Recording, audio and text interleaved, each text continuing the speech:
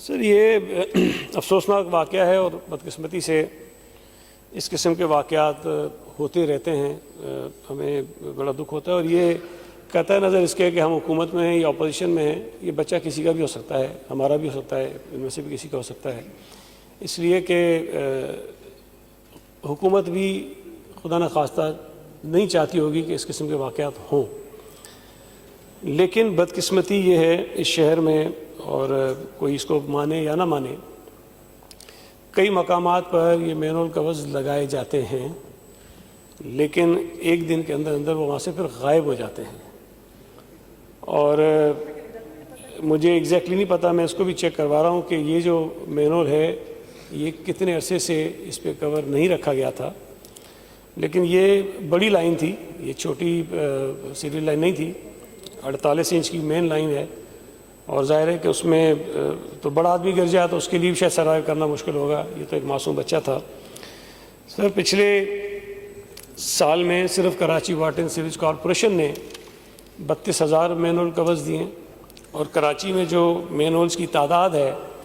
Exactly تو میرے پاس number نہیں ہے، لیکن 4 لاکھ سے زائد ہے یہ.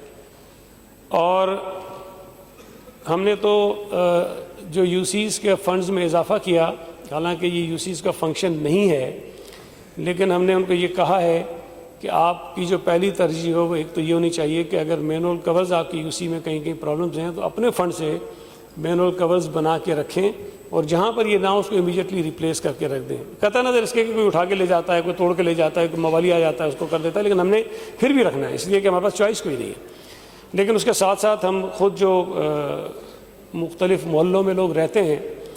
میری ان سے بھی گزارش ہوگی کہ تھوڑی سی ذمہ داری اپنی بھی وہ ادا کریں.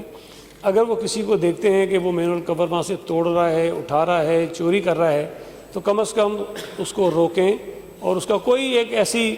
ریزسٹنس کہیں نہ کہیں سے ضرور آنی چاہیے لوگوں کو کہ وہ یہ کام کرنے سے باز آ جائیں. ہم نے